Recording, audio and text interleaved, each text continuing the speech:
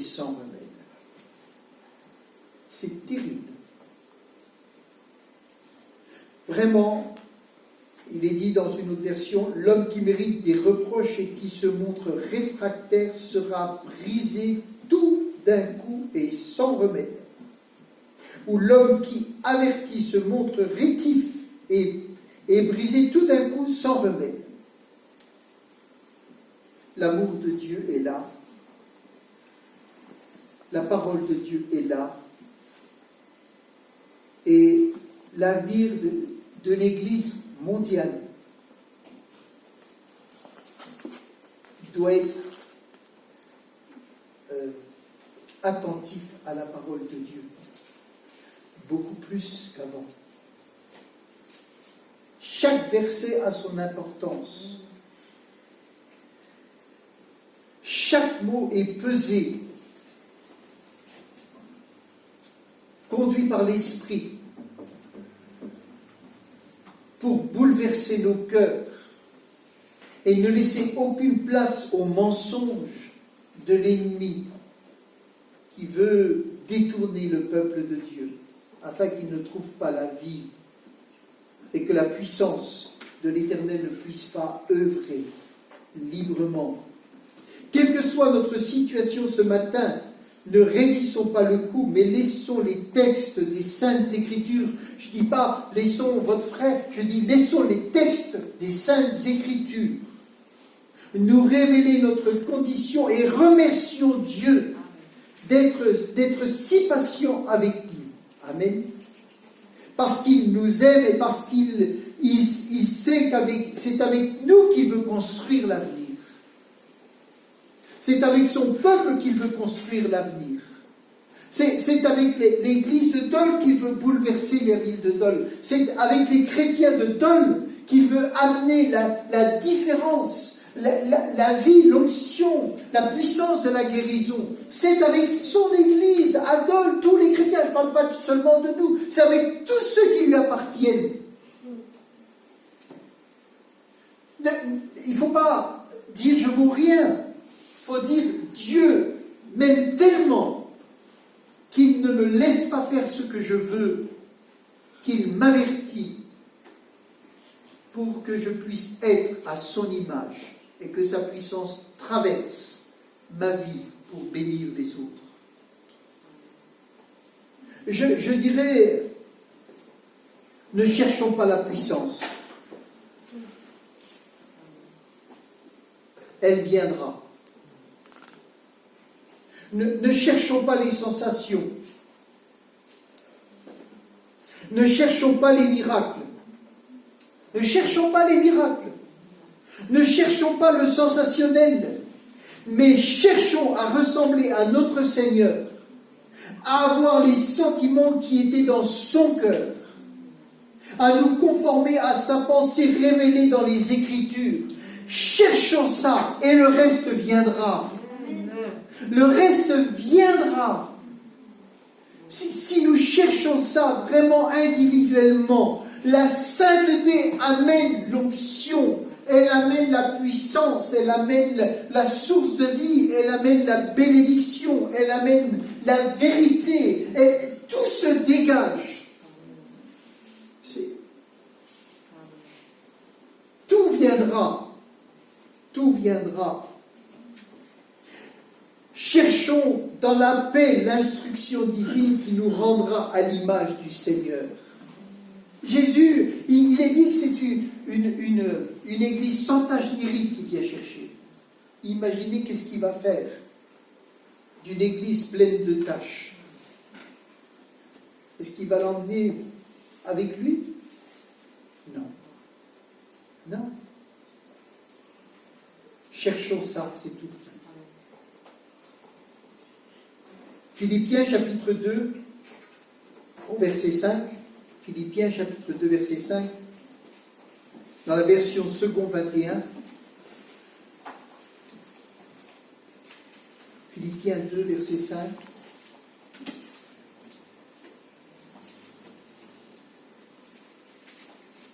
Il est dit que votre attitude soit identique à celle de Jésus-Christ. Mon Dieu. Oh mon Dieu. Seigneur, encore 2 ou 3 confinements, s'il te plaît. Que notre attitude soit identique à celle de Jésus-Christ. Philippiens 2, verset 5. Je peux trouver ça.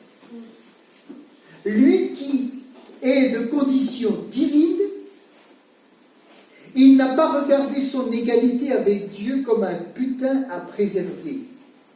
Il s'est dépouillé lui-même en prenant une condition de serviteur et en devenant semblable aux êtres humains reconnus comme un simple homme. Il s'est humilié lui-même en faisant preuve d'obéissance jusqu'à la mort, même la mort de la croix. Tout ça pour que nous puissions faire le chemin inverse. Il a pris une condition humaine pour que nous puissions avoir une condition divine.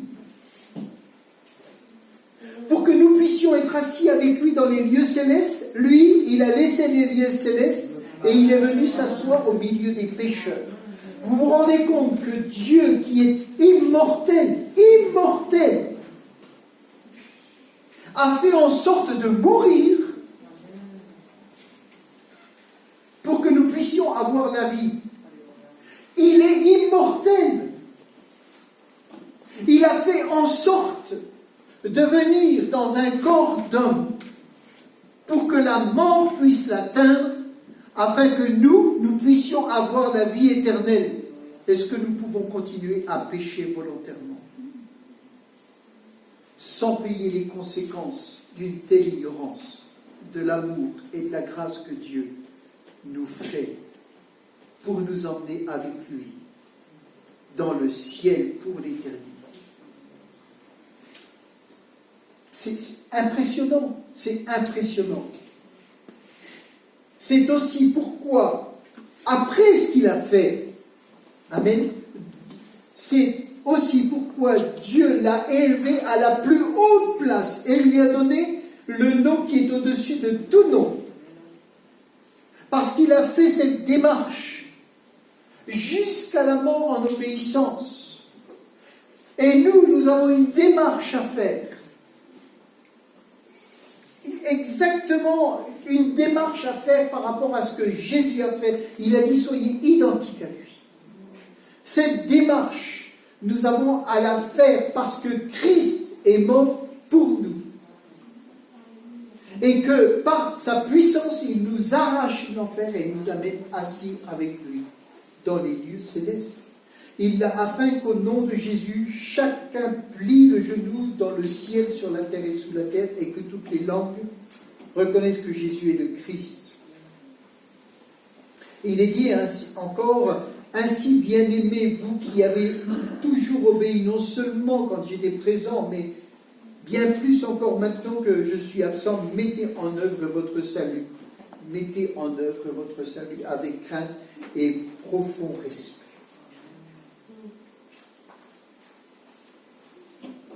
C'est Dieu qui produit en vous le vouloir et le faire pour son projet bienveillant.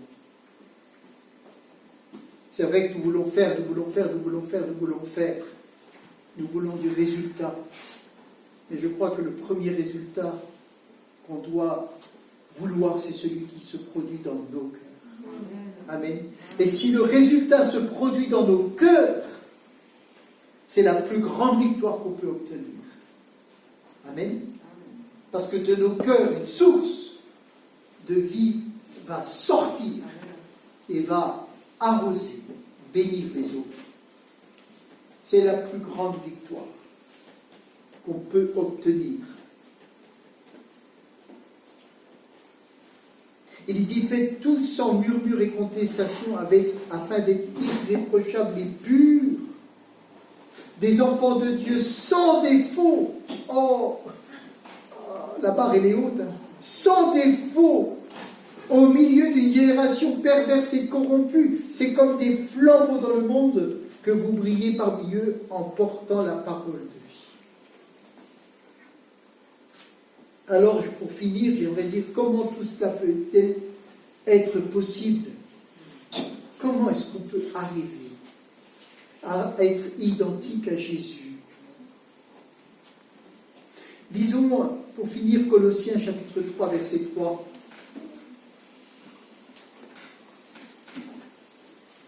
Colossiens 3, verset 3.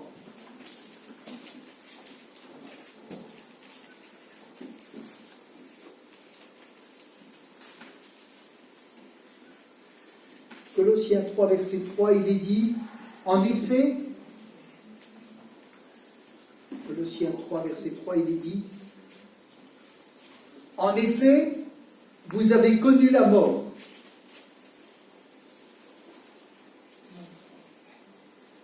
Je sais pas. Est-ce que vous avez connu la mort? Il est dit, en effet, vous avez connu la mort. Et votre vie est cachée en Christ, avec Christ en Dieu. Il dit qu'en Christ, notre vie paraîtra, alors vous paraîtrez aussi avec lui dans la gloire. Vous avez connu la mort. Je ne vous souhaite pas et je ne me souhaite pas de mourir maintenant, mais la Bible dit qu'on a connu la mort. Alors ma question, est-ce qu'un mort pêche? Est-ce qu'un mort pêche?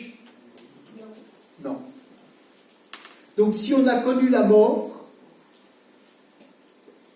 un mort ne pêche pas. C'est pour ça que la Bible peut dire que celui qui est en Christ ne pêche pas. Parce qu'il est mort. Il est ressuscité avec Christ. Et dans sa nouvelle nature, le péché n'a pas de pouvoir, n'a pas de place. C'est pour ça qu'on peut être identique à Jésus. À cause qu'il nous a entraînés dans sa mort et que nous sommes morts avec lui. Si vous dites, quand le péché vient à vous, vous dites, un mort ne peut pas pécher. Il est dit ensuite, faites donc mourir en vous ce qui est terrestre. Si vous êtes une nouvelle créature et que vous êtes céleste, caché en Christ, vous avez, par la puissance du Saint-Esprit, de la vie du Christ et de votre nouvelle nature, le pouvoir de dire au péché, tu ne peux rien faire. Avec un mort, on ne peut rien faire. Un mort ne pêche pas. Donc ce qui est mort ne pêche pas. Et moi je suis caché en Christ, et dans ma nature divine, le péché n'a pas de place. Il ne rentre pas. C'est une nature divine. Il ne rentre pas. Faites donc mourir en vous ce qui est terrestre, l'immoralité sexuelle, l'impureté, les passions, les mauvais désirs et la soif de posséder qui est une idolâtrie. C'est à cause de cela que la colère de Dieu vient sur les hommes rebelles. Donc, si nous sommes morts, si nous avons vécu la mort, nous avons le pouvoir de résister. Amen. Nous avons le pouvoir de résister. Nous ne devons pas nous dépouiller pour être semblables à Christ.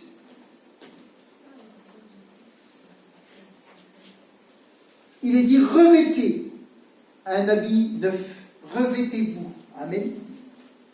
Christ, il a condamné. Il a mis à la croix, tout a été amené et condamné. Amen. Croyons-le, nous pouvons le vivre. Il a fait preuve d'obéissance jusqu'à la mort. Faisons preuve d'obéissance dans la nouvelle vie que Dieu nous a donnée. Amen. Il a fait le travail. Il a pris une condition humaine. Et par sa mort, il nous installe dans une condition divine. Alors apprenons à vivre dans la nouvelle condition dans laquelle il nous établit. Amen. C'est lui qui nous a établis dans une nouvelle condition de vie, dans laquelle nous pouvons vivre. Alors profitons-en.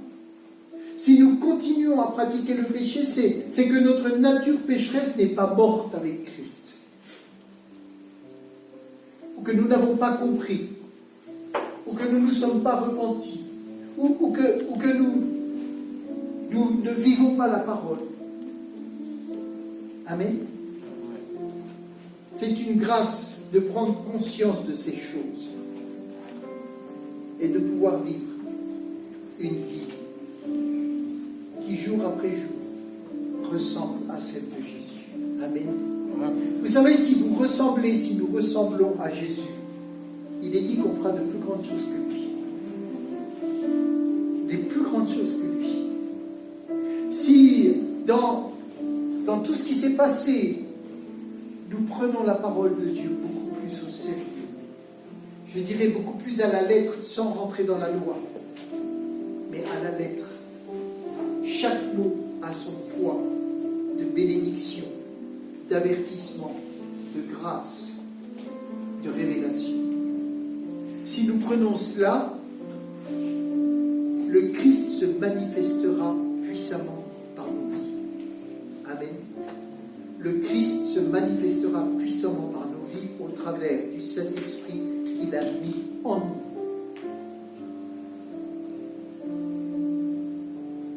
Quelles que soient nos occupations, nos habitudes et tout ce que nous avons à faire dans la vie, dans la journée, dans la semaine, soyons conscients que l'avertissement qui a été donné, c'est qu'il va se passer quelque chose. Derrière tout ça, il se prépare des choses. Et que la puissance de Dieu veut être à l'œuvre au travers de vous, de moi, d'une façon glorieuse. Amen. L'Église peut vivre des choses grandes et glorieuses. Mais ce qui est intéressant, c'est que nos cœurs soient en Christ, vivant en Christ et dans l'identité de Christ et à la ressemblance de Christ. Le reste passera. Amen. Seigneur, merci